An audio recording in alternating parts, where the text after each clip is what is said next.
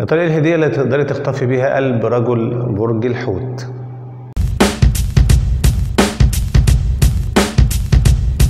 أول حاجة لازم تفكري فيها تذكرة سفر لبلد يكون بيحبها.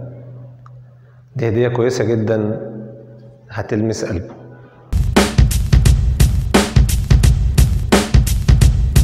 لو رحت لحد بتاع اكسسوارز وعمل قلادة مخصوصة معمولة له هو بالمواصفات والذوق اللي هو بيحبه، دي هتكون هدية قوية جدا جدا جدا.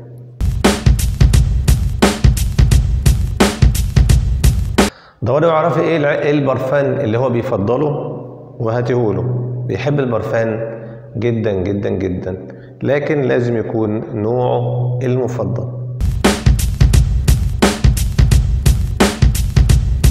ممكن تفكري في مجموعة الحلاقة الكاملة، الأدوات اللي بتستخدم قبل الحلاقة وبعد الحلاقة وأثناء الحلاقة، لكن هاتيله حاجات نظيفة وأصلية. ممكن كمان تفكري في لوحة الفنان يكون هو بيحبه، لأنه بيحب الرسم واللوح جدا.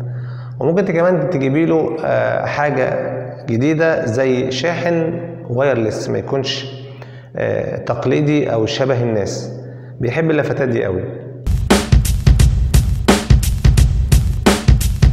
ممكن تجيبي له جهاز للمساج، مساج الرقبة والظهر والكتف، بيحب الاسترخاء وبيحب يعمل مساج قوي.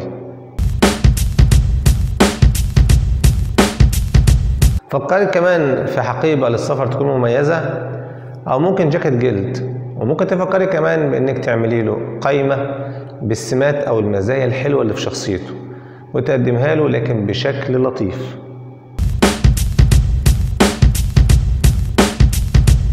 في نهاية الفيديو مش تعمل لايك وسبسكرايب وتفعل الجرس وتشير الفيديو لأكبر عدد من أصحابك عشان كله يستفيد. وانتظروا فيديوهات جديدة وأفكار جديدة قوية جدا، والسلام عليكم ورحمة الله وبركاته.